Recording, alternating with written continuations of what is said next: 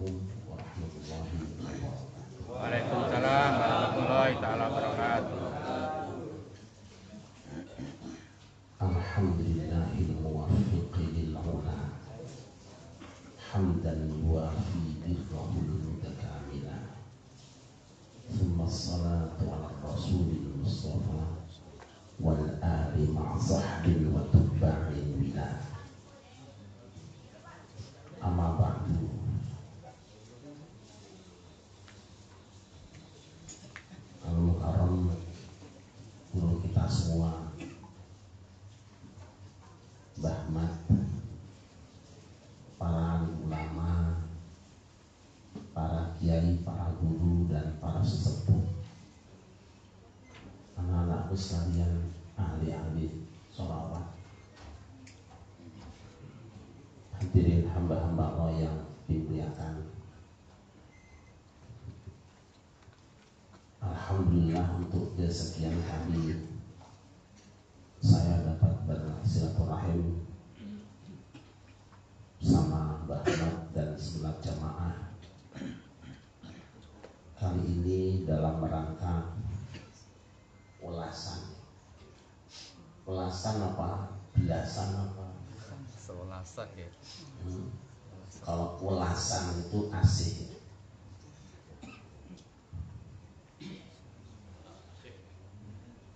Mudah-mudahan pertemuan kita dicatat sebagai ibadah si Allah SWT. Karena acaranya belasan, maka malam ini saya akan mengutip 2:11 yang ada di dalam Al-Quran. Yang pertama surat yang ke-11, yang kedua 11 saudara. Ini temanya dadakan lah.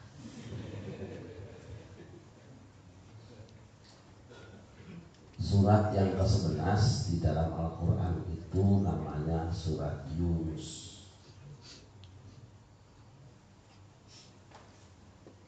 Kisah Nabi Yunus justru dibentangkan lebih panjang sedikit di dalam suratul Anbiya, di mana Allah menyatakan wa dhannuni idh dhahaba mughadiban fa dhanna an lan naqdir alayhi fanada fi dhulumat alla ilaha illa anta subhanaka inni kuntu minadh dhalimin. Nabi Yunus itu seorang kiai, nabi lah maksudnya gitu, bukan bahasa dai begitu. Seorang mubaligh yang namanya cukup viral. Biasa kalau ada mubaligh yang ikhlas, yang benar, itu kadang-kadang jamaahnya kurang banyak. Malam ini kalau di sini ada Ayu Ting Ting, insya Allah ini karpet yang kelihatan.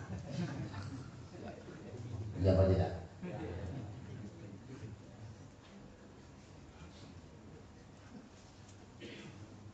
Dakwah beliau mengajarkan supaya umat beriman kepada Allah tidak tanggung-tanggung 33 tahun. Ada yang mengatakan 23 tahun sekian, yang benar 23 tahun berdakwah, yang beriman cuma 2 orang.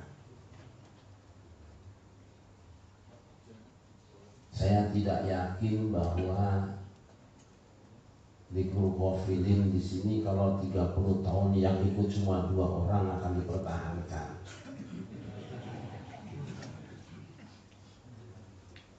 Kalau musola ini 20 tahun dibangun, yang sholat cuma 2 orang, Saya yakin gak usah 20 tahun. Tahun ketiga udah dikontrakan.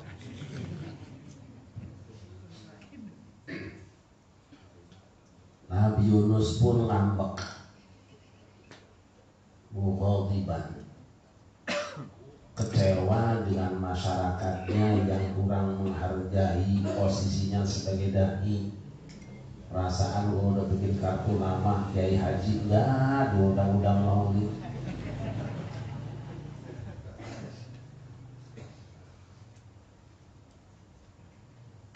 Pergi. Dia membayangkan kalau meninggalkan kaumnya yang durjana, di sana dapat lahan yang lebih empuk. Naik perahu. Bareng naik perahu, perahunya miring, keberatan. Lah, ini kelebihan muatan ini. Akhirnya kesepakatan seluruh masyarakat perahu, bagaimana caranya ngurangin. Hasil kesepakatan dibuatlah konstitusi, kira-kira begitu. Dibuat undian, dikocok, nanti kalau yang keluar namanya dia tuh buang ke lautan.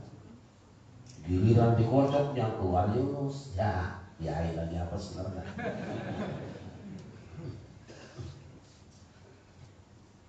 Dilempar ke lautan, singkatnya dimakan ikan. Perut ikan itu diistilahkan Al-Quran dengan az-zulumat. Batnul hut itu az-zulumat. Jadi nanti di dalam Al-Quran itu ada nama lain bagi Yunus, yaitu sahibul hut, orang ikan. Nanti ashabul kahfi itu jamak dari sahibul kahfi, orang gua.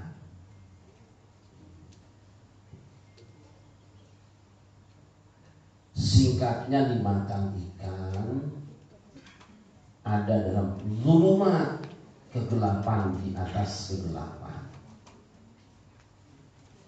Tidak bawa handphone, tidak bawa pisau, tidak bawa perlengkapan apa-apa. Yang masih terbawa tinggal satu. Ini nih, hatinya.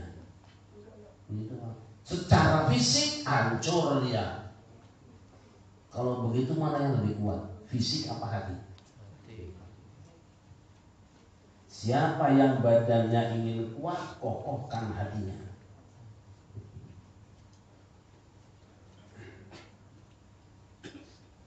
Fanada fi dhulumati an la ilaha illa anta subhanaka inni kuntu minadh dhalimin.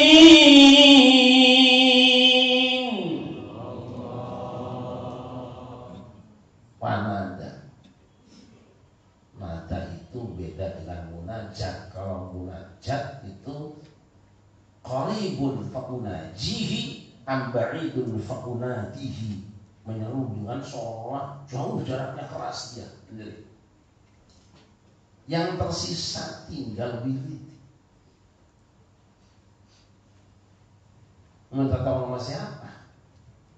Teriak kencang juga akan dibawa suara putikan. Pendek, la ilaha illa anta, satu.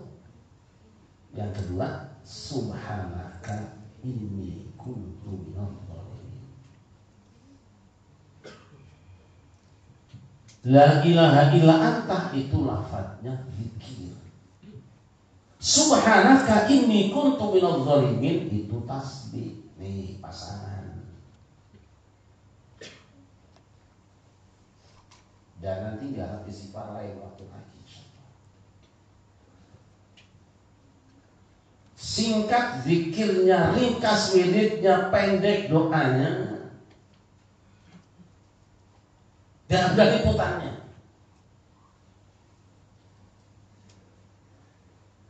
Dijawab, fastajabna lah.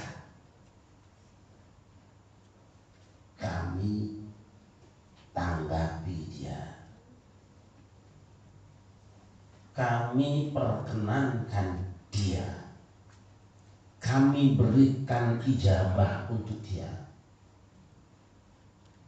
Fanajjainahu minal gham, maka kami selamatkan dia dari kegelapannya. Dan Allah berjanji, wa kadzalika nunjil mu'minin, dan seterusnya sampai kiamat aku janji, begitulah kami akan selamatkan semua orang-orang beriman, asal benar imannya. Kalian jadi masyarakat iman, bukan wiridnya. Ini pasangan. Surat ke-11 disebut dengan surat Yunus. Inti kisah Nabi Yunus adalah titik ini buat manusia. Kadang namanya hidup ini suka ada saja kita capeknya, letihnya, ngambeknya, keselnya, jatuh. Jangan lupa dua ini. Kalimat thayyibah, la ilaha illallah, dan yang kedua subhanallah. Nah, nanti ini oleh Syekh Abdul Qadir Jilani dipisahkan, karena tadinya kan la ilaha illa anta, kelasnya kan beda.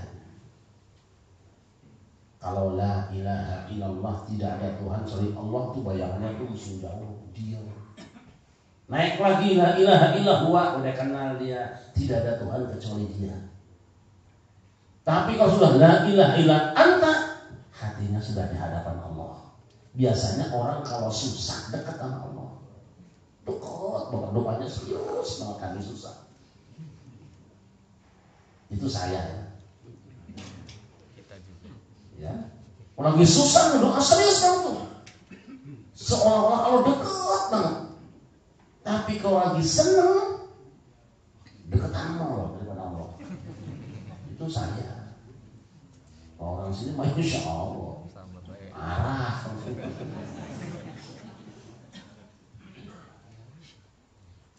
Afdalul dzikri la ilaha illallah. Yang kedua, tasbih. Nah, ini kalimat la ilaha illallah dan subhanallah kalau dipaketkan dahsyat. Kalau dipaketkan hebatnya kayak apa tuh? Tesla ya. Apa tuh? Yang baru kawin kemarin? Lesti dan wah itu oleh pasangnya tuh keren nih. Apa janji Allah? Ya ayyuhalladzina amanu dzkurullaha dzikran katsiran wasabbihuhu bukratan wa asila. Hai orang yang beriman, zikirlah kepada Allah dengan sebanyak-banyaknya, dan ingat zikir terbaik la ilaha illallah. Wasabbihuhu bukratan wa asila, dan bertasbihlah kamu kepada Allah pagi dan petang. Ini paket. Tolong ini jangan pernah ditinggalkan. Apa jaminannya? Huwallazi yusolli alaikum wa malaikatuhu. Dengan zikir dan tasbih, Allah dan malaikatnya yusolli alaikum. Allah yusolli alaikum, Allah bersolawat kepada kamu. Saya tidak akan terjemahkan solawat kemana-mana, kelamaan nanti. Teksnya yusolli alaikum, Allah bersolawat kepada kamu. Wa malaikatuhu, juga malaikat-malaikat Allah. Di surat yang sama Allah berfirman, innallaha wa malaikatahu yusholluna. Allah dan malaikatnya bersolawat kepada Nabi. Di surat itu juga Allah mengatakan Allah dan malaikatnya bersolawat kepada orang yang zikir dan tasbih pagi dan petang. Apa kurang jelas ini? Seakan-akan orang yang rajin zikir dan baca tasbih itu jaraknya mendekat dengan Rasulullah. Sallallahu alaihi Muhammad. Saya tidak akan membahas makna salawat di sini, nanti panjang bahasannya, lama bahasannya. Baca saja kitab Jalaqul Afham karyanya Ibnu Qayyim, baca juga Sa'adatul Darain An-Nabhani, baca juga Al-Qaulul Badi As-Sakhawi, sokah dibaca. Nggak banyak, cuma sekitar 1000 halaman nanti dan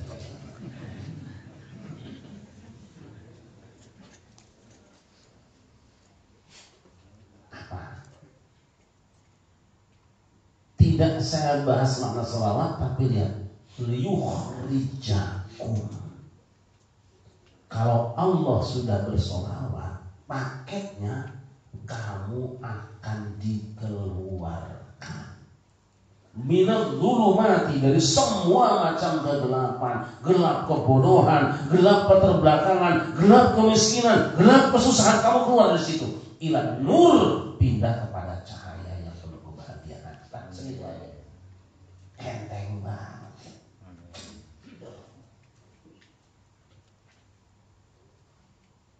Paketnya satu, banyak membaca la ilaha illallah. Yang kedua subhan. Kapan dan berapa kali baca la ilaha illallah? Cari gurunya. Tapi biasanya kita sering dengar manaqib Syekh Abdul Qadir Jailani. Sekali waktu, ini mudah-mudahan saya nggak salah karena sudah nggak baca dari tahun 83, sudah lama sih. Saya ingat saja itu salah satu mangkobahnya itu, bahwa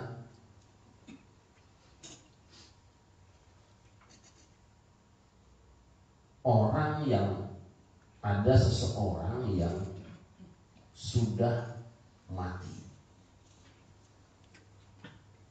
kemudian orang tuanya tidak terima, terus datang pada Syekh Abdul Qadir Jailani.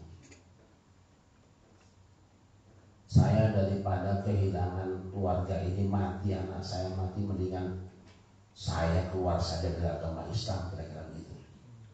Saya baru yakin bahwa engkau seorang wali kalau engkau bisa menghidupkan anakku ini. Kapan matinya? Baru saja. Syekh Abdul Qadir kemudian kejar itu malaikat pencabut nyawanya, direbut nyawanya, dibawa pulang, dikembalikan. Satu. Tapi ada satu lagi. Itu jangan diterjemah teranjang ya. Ini takut terlalu jauh, nanti yang ini aja nih. Ini kelas bawah dulu deh. Tadi kelas 6, ini kelas 3 aja dulu. Ada orang yang sudah hampir mati, minta diobati. Gampang kata Syekh Abdul Qadir, sembelihkan 40 ekor kuda, ambil hatinya kembali, nanti diberikan ke dia. 40 ekor kuda dipotong, diambil semua hatinya, diberikan pada orang sakit sembuh. Orang yang mau mati sehat kembali. Apa artinya? Ini orang-orang yang baca manaqib dengan teranjang akan menghina. Wah ini maco nih dong, yang bener aja loh. Makan 40 ekor kuda, 40 hati kuda, mati loh. Kan panas. Bukan.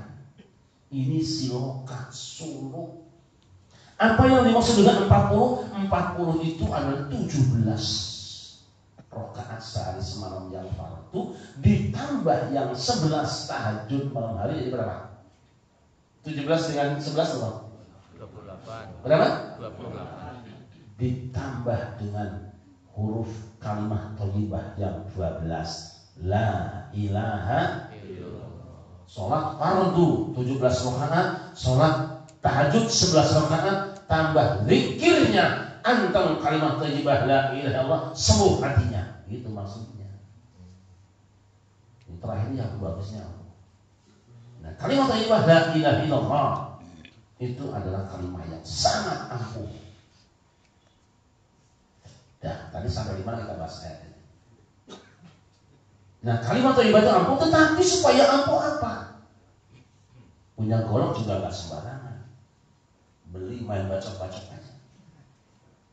Asah yang benar. Di mana asahnya? Di batunya. Cara asahnya gimana? Tanya itu asahnya. Serahkan kepada orang yang sudah belajar silat. Pedangnya cocok. Sebab namanya samurai yang panjangnya 2 meter.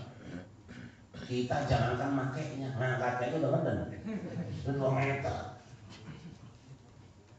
Mana ngemplat gitu kan, bagaimana makainya. Tapi mereka yang sudah dilatih oleh pelatihnya insya Allah bisa. Dan itu urusannya nanti para ulama sudah menitipkan lewat Rasulullah SAW, kemudian lewat kepada Ali bin Abi Thalib, terus sampai Syekh Abdul Qadir Jalil, sampai Syekh Abdul Karim Banten, Syekh Toha di Cirebon, Syekh Abdullah Mubarak bin Muhammad Suryalaya, Abah Haram, Syekh Muhammad Ajma Alifin, terus Abah Gaus dan Mafiudin dan sebagainya. Termasuk yang ngomong udah bagian sebetulnya. Ada tata krama, nggak sembarangan. Yang kedua, tasbih. Kapan dan berapa kali bacanya? Saya menemukan sabda Rasulullah SAW.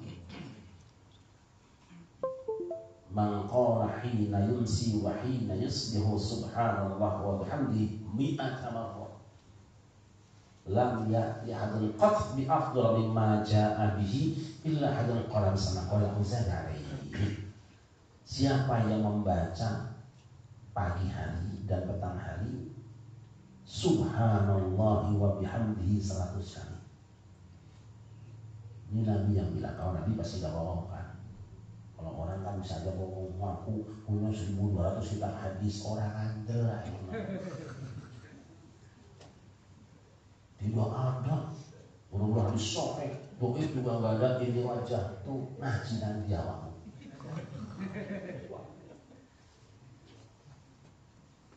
Zaman edan. Saya belajar hadis 30 tahun udah gak sampai segitu kita. Jelek-jelek bahasa hadis tuh. Nah, kata lagi, siapa yang membaca subhanallah wa bihamdihi pagi hari, subhanallah wa bihamdihi sore hari, sebanyak masing-masing 100 kali, dia akan datang di hadapan Allah. Tidak ada yang lebih hebat daripada dia, kecuali yang sama atau lebih banyak bacaannya daripada dia. Ini sudah ada, dosisnya jelas.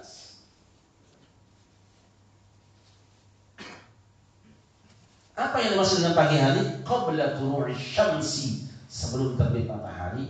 Apa yang dimaksud dengan petang hari? Qabla ghurubiha, sebelum terbenam matahari. Sebelum terbit, sebelum terbenam, duduklah engkau baca subhanallah wa bihamdi. Minta apa karepmu, susahmu, sulitmu, gelapmu, bebas. Itu janji Allah kok. Janji Allah diperpakai Nabi. Jadi Allah itu yang memproduk obatnya, Nabi yang atur dosisnya. Katanya kalau jika sakit berlanjut, hubungi ketemu kiai. Saya sudah lihat nggak pernah juga, susah juga. Apa jawab kiai? Ya daripada susah, mati aja dulu, repot amat sih. Datang ke kiai kalau susah, kalau disenang nggak pernah datang kan? Di paket yang pertama, saya titipkan kalimat thayyibah. Kalau panjenengan mau mengamalkan ini, usahakan bisa diijazahkan, ditargetkan guru. Nanti kalau sudah mantap waktunya boleh dibiarkan lah. Sekarang biar masih berat. Yang kedua, tasbih. Malam ini saya ijazahkan, silahkan dibaca subhanallah wa bihamdihi ba'da subuh 100 kali, ba'da asar 100 kali. Insya Allah apapun kesulitan kita, Allah yang akan menghadapi. Amin. Bagi yang akan mengamalkan, saya ijazahkan. Ajar syukur. Wabil tu ijazah tu. Yang kedua, kata 11. Idza qala Yusuf li abihi ya abati inni ra'aitu ahada 'ashara kawkaban wasyamsa wal qamar ra'aituhum li sajidin.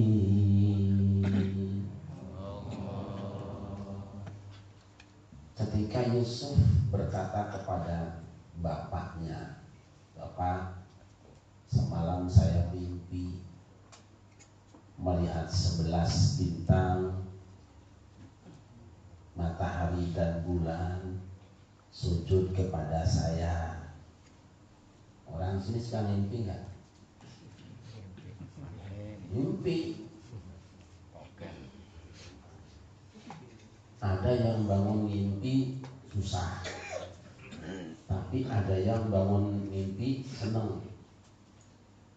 Biasanya kalau anak-anak muda perawan mimpi dipatok ular, kawin dah. Itu dah. Itu yang banyak tuh. Dah. Mimpi melihat matahari, bulan, bintang sujud, bintangnya 11. Apa yang dimaksud dengan bintang?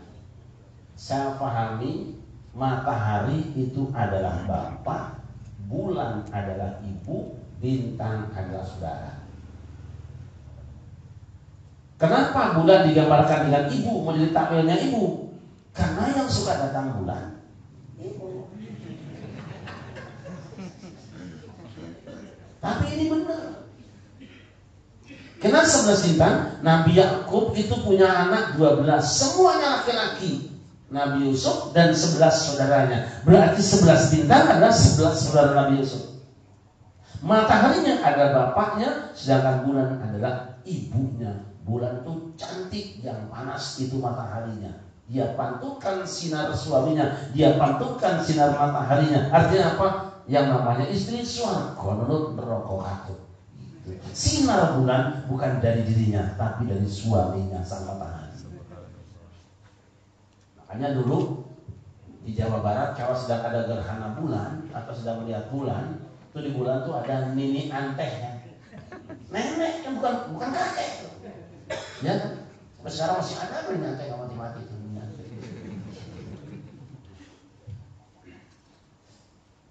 Dah, kata bapaknya,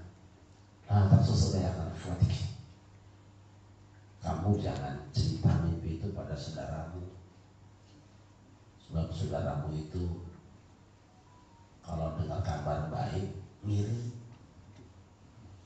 Walaupun saudara juga ada yang ngiri, tahu kalau saudaranya orang sini mah. Kalau orang Depok mah saudaranya senang ikut girang. Saudaranya susah ikut susah. Benar-benar. Pulang kembali aja tuh. Kira-kira orang sini kalau ada tetangga senang, ikut senang apa enggak? Boro-boro.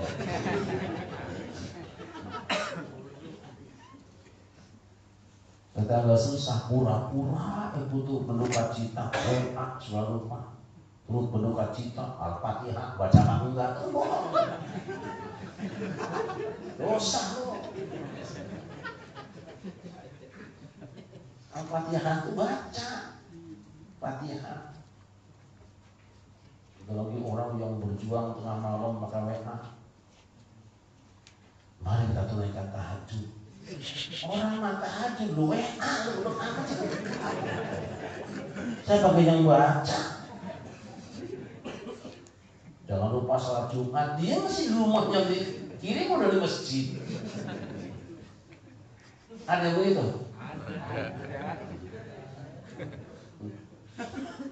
Kerjaan. Jangan cerita. Berarti bapaknya sudah tahu arti mimpinya apa. Walaupun tidak diceritakan, tapi penampilan ayahnya pada Yusuf beda sama yang lain. Emang anak apa pada anak? Beda-beda rasanya. So, yang udah punya anak, punya perawan 2, yang satu cakep, satu jelek. Jadi ada kondangan yang mana? Yang suruh beli garam siapa?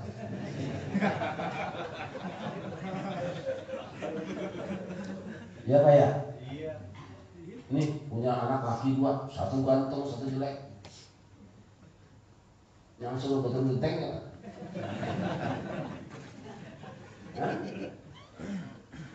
Yang diajak belanja gimana? Beda. Terasa benar sama saudara Yusuf. Mereka akhirnya mengadakan kongres.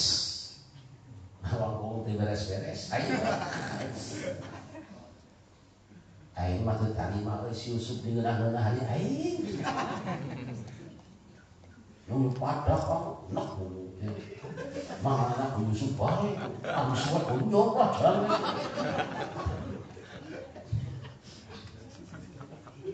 Akhirnya mereka membuat rekayasa kesempatan jahat ingin celakakan Yusuf. Pak, ngajak main Yusuf ya. Janganlah, kamu main-main aja sama. Kali-kali Pak, kita kan abangnya pengen ajak dia jalan-jalan biar seneng apa di rumah mulu kayak orang pandemi. Ya. Ada dua opsi. Bunuh Yusuf, bunuh jangan. Terus gimana? Cemplungin sumur aja. Nah ini jadi. Bawa main. Di rumah kan mainnya cuma nanggur kambing ya. Kalau makan naik. Cemplungin sumur tapi bajunya dibuka dulu. Buka bajunya, Yusuf cemplungin sumur. Mereka motong hewan, darahnya terempel di bajunya. Kan belum ada tes DNA. Pintar lagi bersandiwaranya. Emang kalau orang pintar sandiwara berarti kan pintar bohong. Hati-hati lo kawin sama artis itu kan bohong. Jangan lo bilang dia artis terkenal, mau acting dia juga. Kalau dia acting di kamera, besok di rumah acting apa lo? Susah bedainnya. Ini lagi acting apa beneran ini? Bapak Yusuf dimakan serigala. Oh nangis. Pokoknya nangis burung-burung kayak si Rocky itu. Burung. Nangis. Ya kan kalau orang rumahnya digusur kan bisa nangis.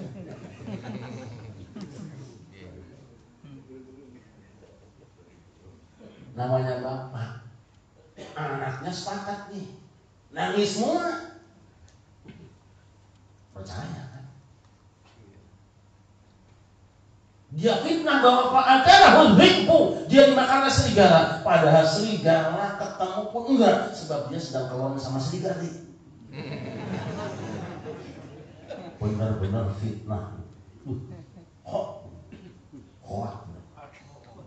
Bayangkan banjir hoak, semuanya sepakat, hoak semua. 10 grup misinya itu semua. Gimana gak percaya? 10 doi naik panggung sama lagi. Yusuf Pandrik di semua. Menfitnah seekor macan, dosa enggak? Dosa enggak? Ntar di akhirat tidak akan nunggu yang fitnah. Jangan pernah memfitnah makhluk manapun termasuk setan. Jangan fitnah, dosa. Orang berzina, waduh gua usap setan. Lah setan gak ikut campur. Ada begitu? Jangan minta setan. Nah, orang Sunda tuh tangisan Nabi Ayub, Nabi Yakub yang sangat panjang. Terus datanglah rombongan pedagang. Ceritanya cari air. Bocah di bawahnya kata. Waduh, amin. Si pedagang ini kan ngobrol satu dengan yang lain, di bocah cakep amat ya rumahnya. Ya tapi kita kan mau cari duit, bukan dari bocah ini. Berapa ya bocah? Lu mah kurang hati lu yang satu. Ini bocah bisa kita jual, kan penting duitnya. Agak lama-lama Kali gak perlu. Kan begitu orang mah. Apa baik yang penting bisa dijual. Emang dasar pedagang. Pedagang mah apa dijual? Kalau negara kan dijual bisa. Sekarang zamangan beli dijual. Umroh dijual, yatim dirental, bagus ya. Tapi mau jual apa? Tangan ke kapan loh.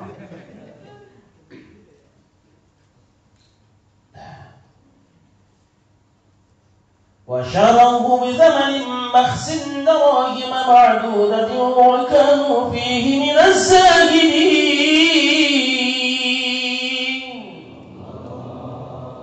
Yusuf dijual murah. Si pedagang itu minaz zahidin, dari orang-orang yang zuhud. Ini bahasanya dari sini. Zuhud, zahidin artinya tidak butuh. Kenapa Yusuf diambil dari sumur oleh para pedagang? Bukan mencintai Yusufnya, karena mereka sadar Yusuf bisa dijual. Sebaik yang aku cari adalah uang. Itu orang zuhud begitu. Zuhud tidak perlu miskin, bisa saja kaya, tetapi dia yakin kekayaannya bisa dijual pada Allah. Zuhud itu begitu.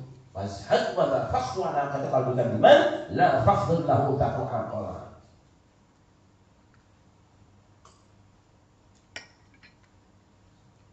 Zuhud bisa miskin, zuhud bisa kaya.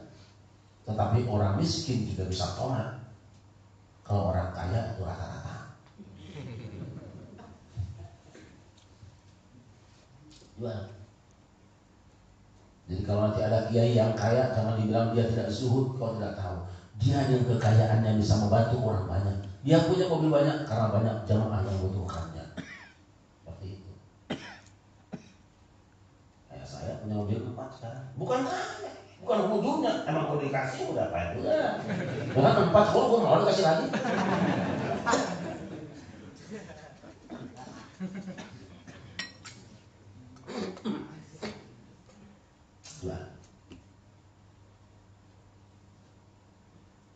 Namanya cowok ganteng ya.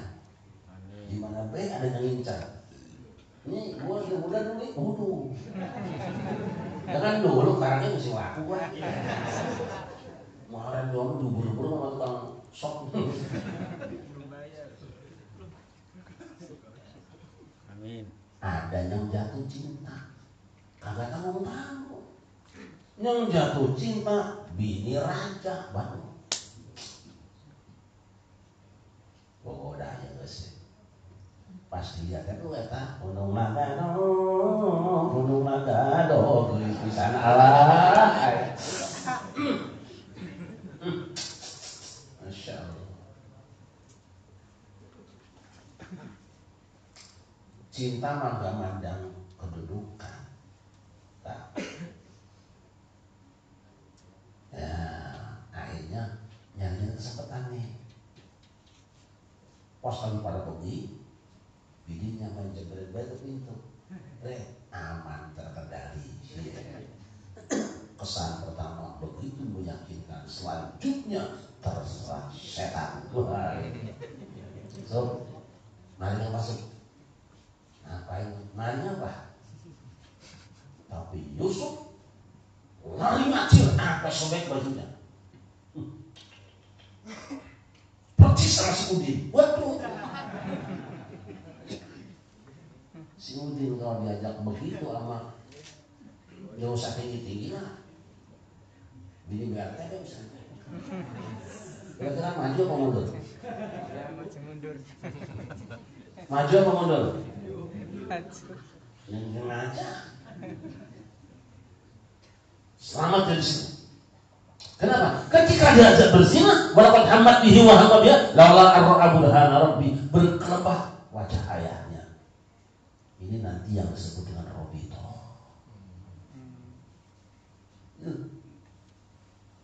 Jadi ketika seorang syarif sedang berzikir pada Allah Subhanahu wa taala untuk memantapkan hatinya sebelum usul kepada Allah, dia bayangkan wajah gurunya, bukan menghadirkan gurunya dalam arti disembah, tapi membayangkan gurunya terus menasehati dan menuntunnya. Itu robito namanya.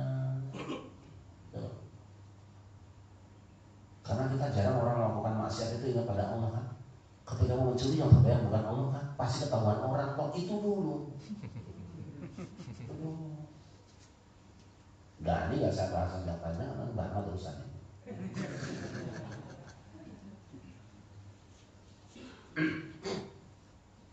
Selamat Yusuf. Dia dalam posisi benar, tidak bersalah sama sekali. Di fitnah tuh dia memutar balikan video. Di videonya mobil aja. Benar-benar. Kan sekarang banyak begitu kan. Kalau orang sudah tidak senang, kebaikan pun diputar balikan. Tapi kalau orang senang, keburukan pun akan ditafsirkan dengan sendirinya. Wah, sidang dinyatakan salah dan masuk penjara. Gak tanggung-tanggung 7 tahun.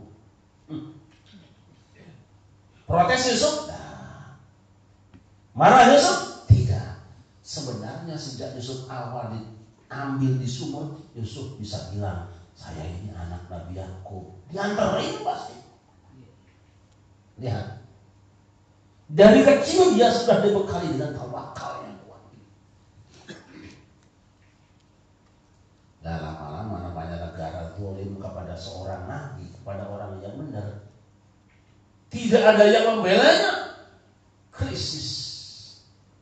Kemarau panjang. Bingung kan? Gimana? Pas kemarau. Sebelum kemarau, raja mimpi dulu. Nah ini, Yusuf kan anak bapaknya tukang mimpi. Anaknya kayak ahli. Yakub jago mimpi, tak mimpi. Anaknya jago. Bapaknya dukun, anaknya juga ada bapak dukun. Itu namanya ilmu gen itu. Nah, mau lari kemana juga? Roma Irama anaknya dia nyanyi. Begitu baru dah. Mansur S di depan nyanyi juga. Saya walaupun nggak ngaji ya, namanya bapaknya tukang ngaji itu.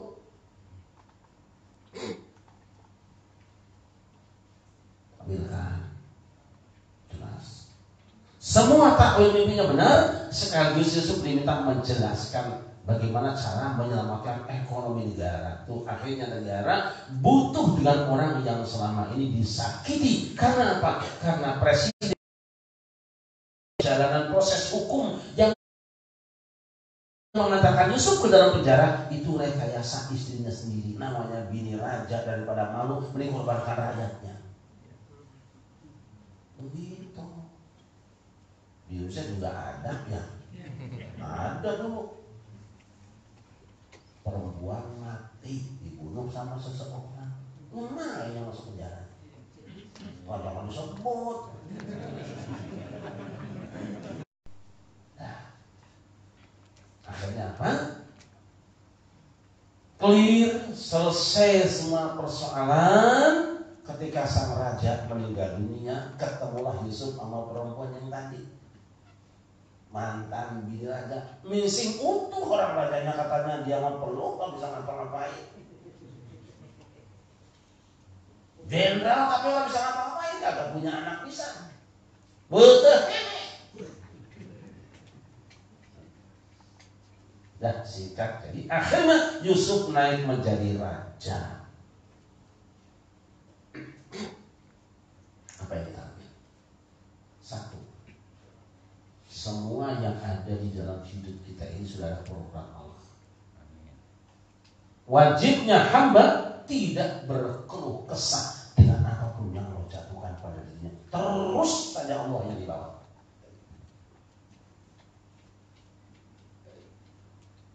Nah, dibuang oleh saudaranya, itu kan biar cepat dewasa sendiri.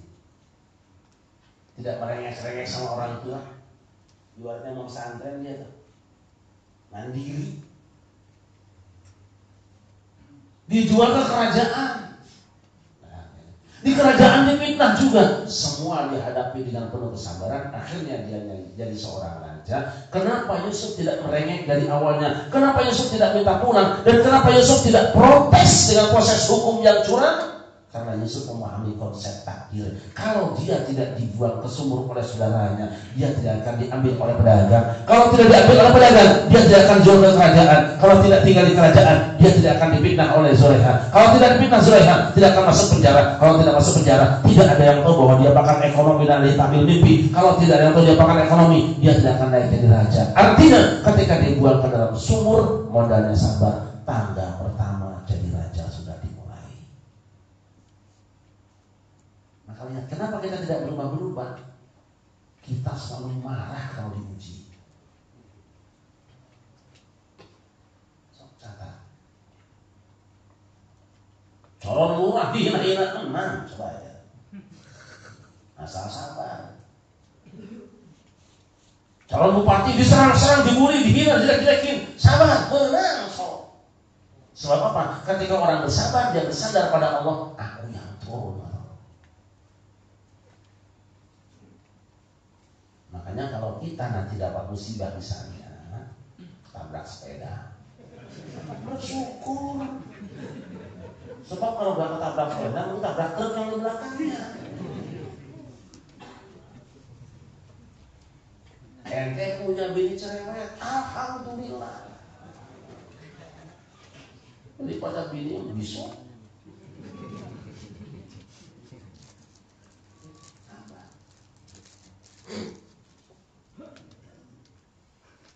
Perjalanan hamba sebelum Yusuf jadi Al-Malik. Al-Malik apa sih? Raja. Sebelum Yusuf bertemu dengan sang raja dan dia menjadi Al-Malik sang raja, dia melalui ujian-ujian yang berat. Satu, dikucilkan, uzlah. Seseorang yang ingin dekat dengan Al-Malikul Qudus As-Salam Al-Mu'min Al-Muhaimin harus melewati tahapan yang tidak gampang. Pertama, safir tajid ibadah amman tufaku. Pergilah kamu, jangan di rumah terus, cari guru. Gitu. Yang kedua, sabar menyendiri, sering ya Allah. Yang ketiga, sabar difitnah orang, sabar dicaci maki, sabar dihinakan orang. Ketika orang masuk ke tempat orang-orang ahli ibadah itu bukan gampang. Yang gampang. Kuping ini panas. Pikir-pikir siang walahar, pikir mawareng siapa.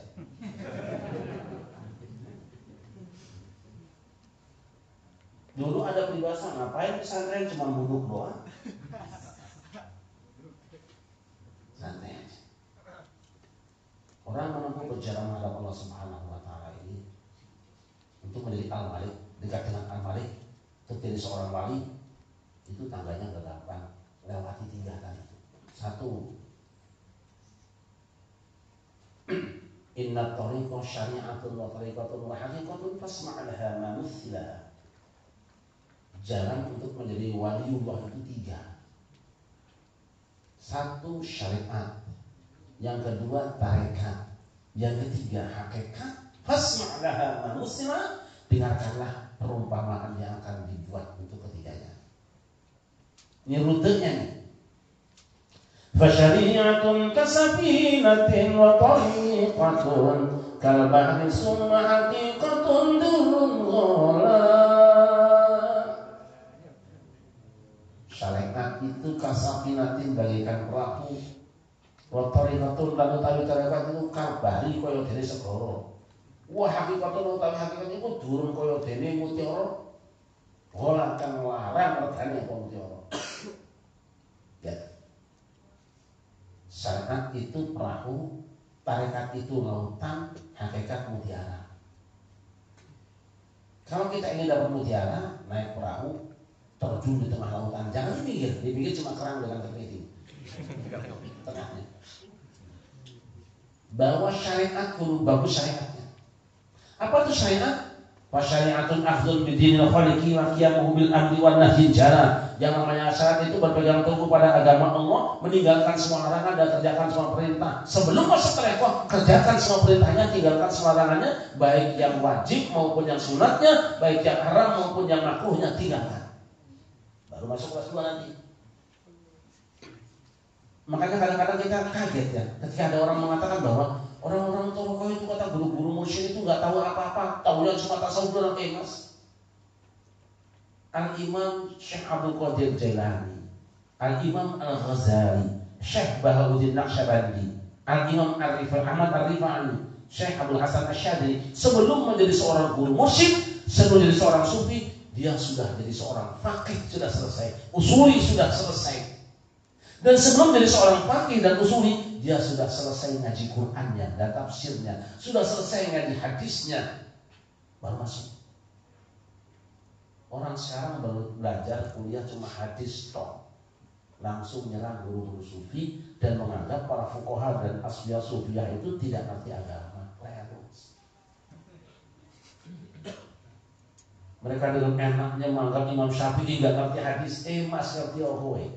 Imam Syafi'i sebelum jadi seorang faqih itu telah berguru Quran dan hafal Qurannya di umur 7 tahun. Dia hafalkan kitab Muwatta sebelum umur 15 tahun. Kitab Muwatta sekitar 5.000 sampai 7.000 hadis di luar kepala sebelum umur 15 tahun. Ketika datang pada Imam Malik, dia akan berguru kitab Muwatta, akan ngaji. Kata Imam Malik, apa kamu sudah pernah baca kitab Muwatta? Saya sudah hafal luar kepala guru. Lalu ngaji apa? Gua kalau udah apa semua. Kita malah gurunya capek apa-apa. Saya ini punya santri ngapal Quran, perasaan susah banget. Dulu 16 saya ngapal Quran itu 4 hari 1 juz bisa. Ini bocah susah, pukul perawatan kadang-kadang. Cukir. Aneh, bocahnya isinya apa sih pala lu ya? Makanya bocah kalau masuk pesantren saya sudah pernah pegang-pegang remote, main PS. Saya bilang saya tidak terima ini. Karena apa? Otaknya sudah kurang, memorinya nggak kuat. Tinggal sekian megabyte saja. Anak-anak yang pegang handphone sebelum tamat kalian, buktikan tidak akan pintar dia. Dah dipotong juga. Takut tambah menyesal saja bapaknya. Imam Syafi'i katakanlah sekarang ini, kalau seorang mujtahid itu harus seorang yang hafal Quran, Imam Syafi'i sudah hafal Quran umur 7 tahun. Berikut terjemahnya, berikut tafsirnya. Bisa kita 7 tahun masih main kelereng. Kalau seorang mujtahid harus hafal hadis, Imam Bukhari hadis, Imam Syafi'i adalah gurunya kitab hadis. Dan Imam Bukhari mengambil dari Al-Humaydi, Al-Humaydi mengambil dari Imam Syafi'i, Imam Syafi'i dari Imam Malik, Imam Malik dari Ibnu Umar, Imam Nafi dari Ibnu Umar, Ibnu Umar dari Rasulullah SAW. Jadi sebelum jadi mujtahid sudah jagonya hadis. Di zamannya Imam Syafi'i ada ahli hadis nomor 1. Oh, katanya kalau jadi seorang mujtahid, jadi seorang fikih itu seorang ahli bahasa. Imam Syafi'i adalah masdurul lughah, referensi bahasa Arab. Jagonya bahasa Arab. Sejarahnya jago. Ketika semua ilmu sudah ada, baru jadi Imam Syafi'i 1. Imam Bukhari ahli hadis, dia tukang bumbunya. Imam Qurtubi ahli tafsir, Tabari ahli tafsir, Ibnu Katsir ahli tafsir. Ketika sudah ada ahli tafsir, ahli hadis, ahli usul, ahli tarikh, ahli mantiq dan sebagainya digabungkan, barulah jadi 1 Imam Syafi'i. Nah, barangnya kan, dan kita kebut saja ya. Syariat yang pertama, ayo kita belajar supaya dapat kelas dulu. Maka wajib ngaji akidah, ngaji fikih. Supaya apa? Kita tahu mana perintah dan larangan Allah. Setelah itu naik tariqatun akhdun bi ahwatal wa azimatin kariyadatin mutabaddilah. Masuk tariqat apa? Beribadah dengan yang lebih hati-hati. Tidak mengambil yang rusak-rusak. Ibadahnya yang berat-berat kata orang lain. Karena tadi yang fardu yang syariat sudah selesai, kita masuk ke jalur kecil. Tariqat itu yang jalan kecil. Sudah berkurang penghuninya. Tadi syariat rame.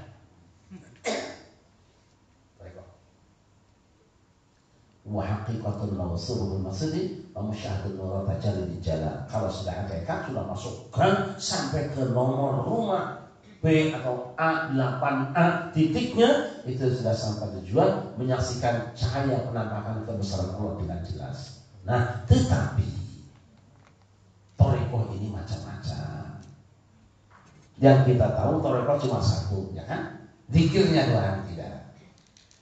Walikulli wahidihim tariqun min turuqin yakhtaruhu fayakun min dawasila kajulusi bainal anami murabbiyah wa kakasran al-aswatil awrad dikasal-sala wa kakhidmatil nasi wa hamil khatab litasadduqil bi muhassarin mutamawala. Ini dia. 3 baik ini cukup buat kita. Masing-masing orang punya thariqah sendiri-sendiri, yang lewat thariqah itu dia akan sampai kepada Allah. 1. Kajulusihi bainal anami murabbiyah, duduknya mengajar orang-orang, membimbing masyarakat, duduk ngajarin ngaji Quran, ngajarin TPA, ngajarin Iqra. Itu kalau istiqomah sampai mati itu juga thariqah. Ngajari orang bagaimana sholat yang baik, bagaimana cara puasa, bagaimana cara haji, itu juga kalau istiqomah jadi thariqah. Makanya Nahdlatul Ulama mengeluarkan fatwa mengajar kita taklim seumur hidup sah dianggap sebagai thariqah. Thariqah taklim. Yang kedua, wagaka sabil aurat dikasal salat, banyak boleh seperti banyak puasa sunat, sholat sunat. Ini yang kedua, rumah nggak bisa ngajar ngaji dah katanya. Nah banyakin diri dan terus sholat, pikiran yang banyak. Yang ketiga, wagaka khidmatin linnasi, melayani kepentingan orang banyak. Ini nyiapkan sound system, antarkan karpet, nganterin kiai, termasuk nyiapin kopi buat penceramah. Ini termasuk thariqah juga. Walaupun kopinya adem kan, akan lebih bagus kalau kopinya panas. Bagus. Sebab lebih cepat kalau panas masih diminum, adem kan enggak. Numpang aja. Melayani kepentingan orang banyak, sound systemnya jadi enak. Ini kalau dilakukan sepanjang hayat terus menerus karena Allah, jadi wali. Walhamdulillah khatam termasuk mencari kayu bakar. Maksudnya apa? Usahalah. Ya, usaha. Cicilan apa saja. Gojek, kan? Bosen. Sekarang kan jalan-jalan pakai online ya. Ini zaman on online aja.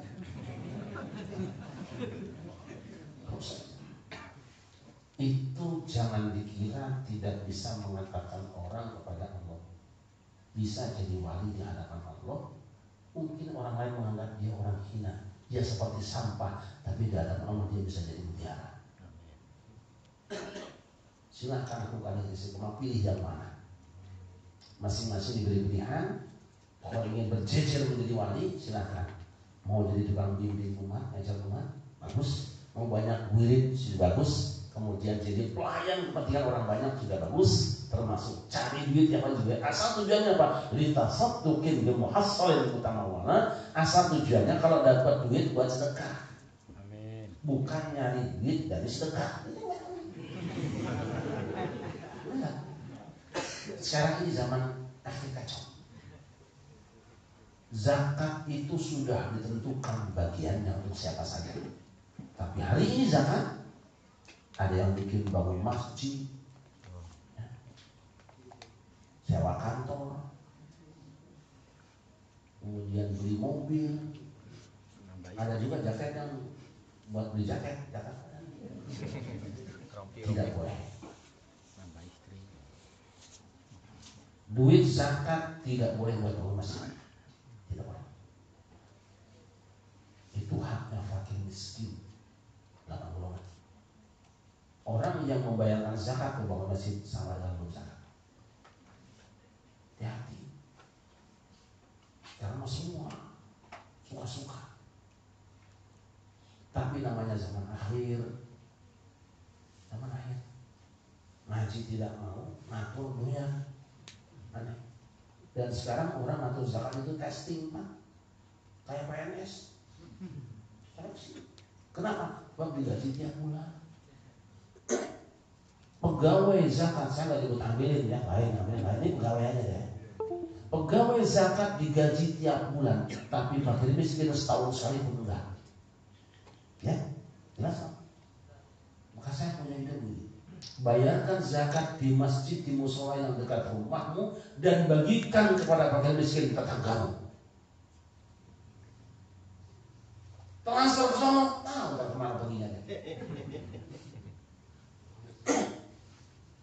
Dan saya cenderung zakat fitrah kembali beras.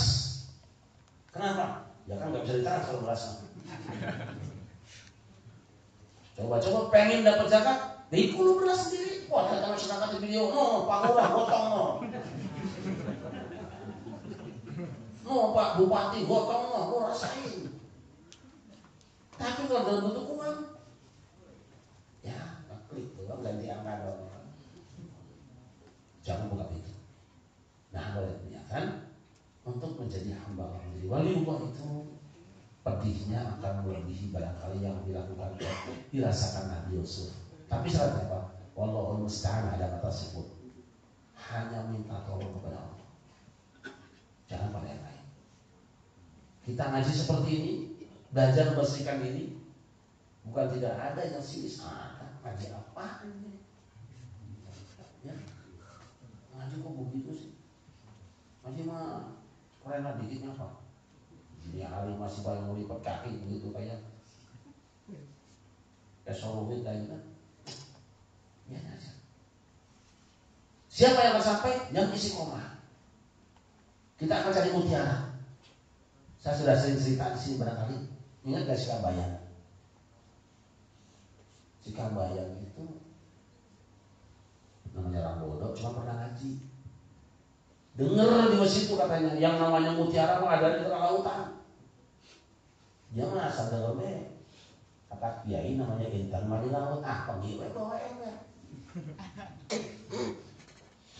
Ayo, lautan dia apa? Ditimbain. Katanya yang liwat, ngapain lu kebayang? Nimba. Orang bakal kering, gua bakal jadi kering. Bego, yang bego lu gak kerja. Lu nyari apa? Cari intan. Orang bakal dapet, bukan punya lu. Terus Allahumma salli ala nabiyil hashimi Muhammadin wa ala alihi wa sallim taslima. Bisa kan? Kalau yang dari TKN Abah No masih bisa kan? Allahumma salli ala nabiyil hashimi Muhammadin wa ala alihi wa sallim taslima. Ayo bareng. Allahumma salli ala nabiyil hashimi Muhammadin wa alihi wa sallim taslima. Terus karena pakai banyak lain usia mana Allah Maha Tahu. Mikir kasih aku batu boleh tak? Nah ini kata kawannya orang hitung apa kan? Ya kan dapat ini apa kan? Nih wah ini akan dapat inten. Iya dari di mana? Dari Malaysia. Ayo menang di laut. Atuh ramai konferensi pers kebayang teh. Itu dapat dari mana Kang Kabayang? Dapat ini kemarin laut dapat ini. Orang sekampung pergi semua bawa ember.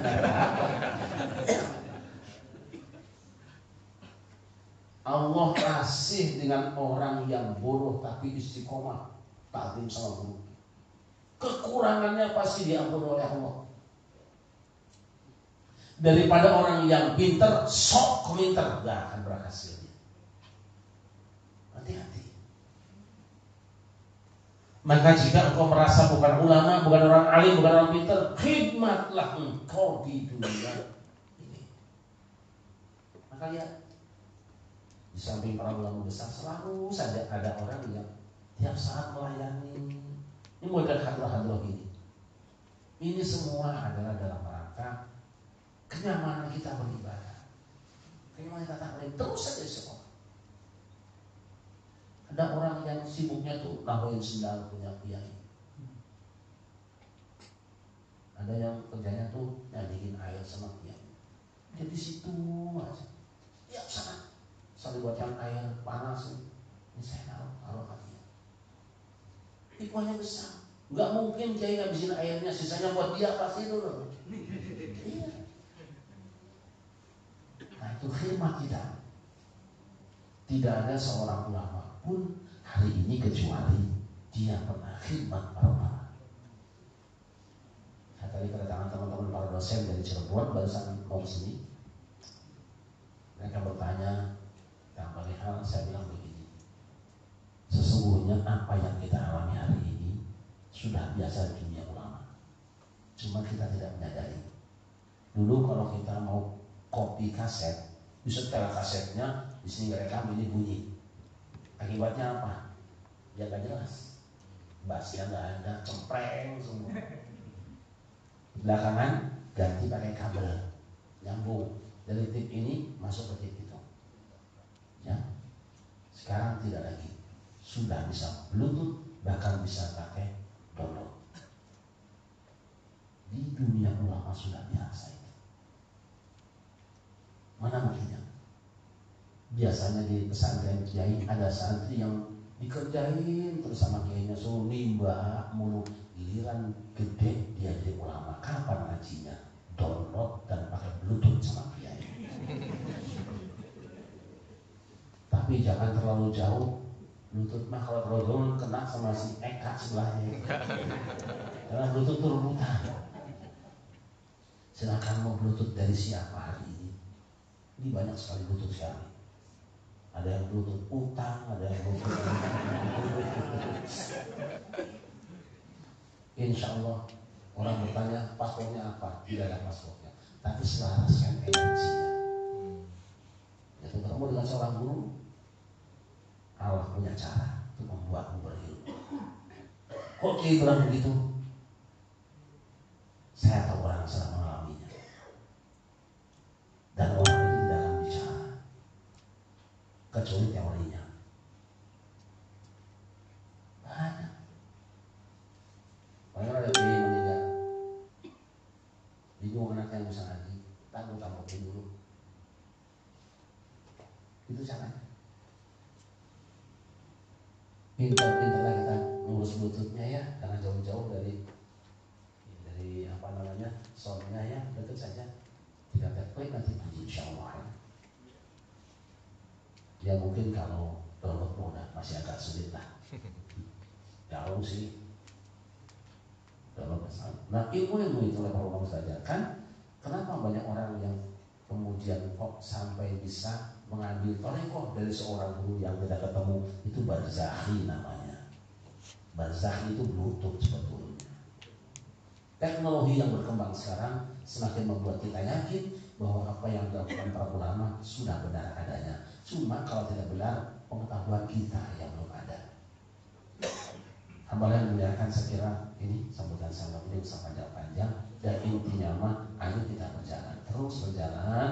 Siapkan mental, siapkan bekal, dan jangan lupa selalu berdekatan dengan sumber airnya, dengan sumurnya, supaya saat kita haus kita dapat minumnya, saat kita panas kita dapat menidamkan badan dari airnya.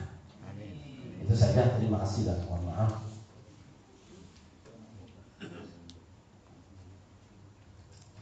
Kita doakan Mbak Ahmad supaya senantiasa sehat walafiat, bisa membimbing kita semua, dan kita semua menjadi murid jamaah dan saudara-saudara yang istiqomah.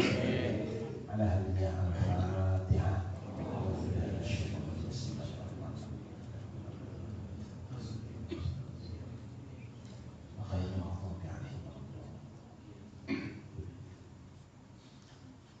Allahumma salli ala sayyidina Muhammad wa ala ali sayyidina Muhammad sayyidina awwalina wa akhirina sallallahu alaihi tabaraka wa ta'ala ala kulli sahabati Rasulillah ajma'in. Alhamdulillah hamdan yuwaffi ni'amahu wa yukafi mazidah.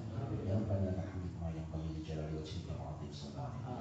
Allahumma ighfir lana dhunubana wa liwalidayna warhamhum kama rabbayana shighara. Wa li jami'il muslimina wal muslimat wal mu'minina wal mu'minat wa ahya'i minhum wal amwat.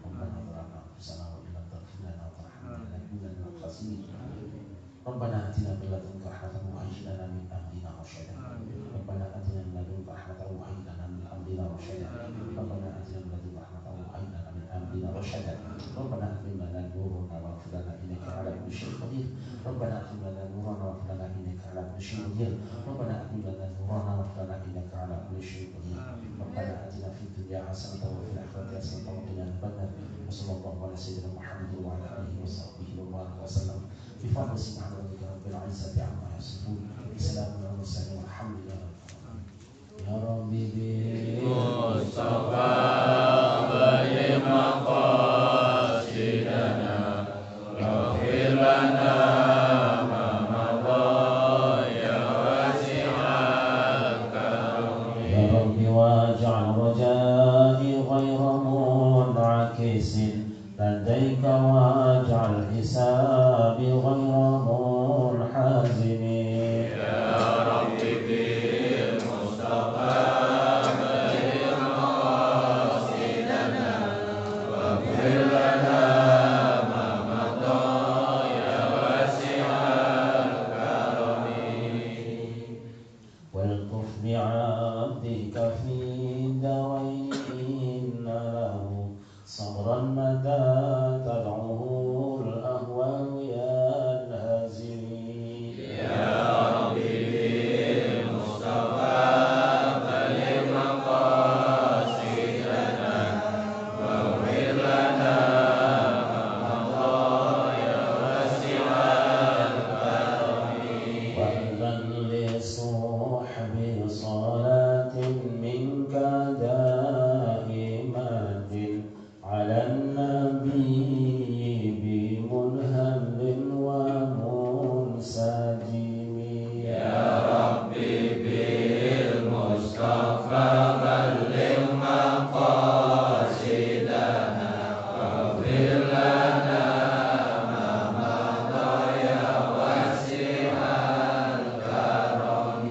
والآل وصحبه ثم التابعين فهم أهل التقى والنقى والحلم والكرم يا ربي بالمصطفى بلغ مقاصدنا واغفر لنا ما مضى يا واسع الكرم بسم الله السلام عليكم ورحمة الله وبركاته Waalaikumsalam warahmatullahi wabarakatuh.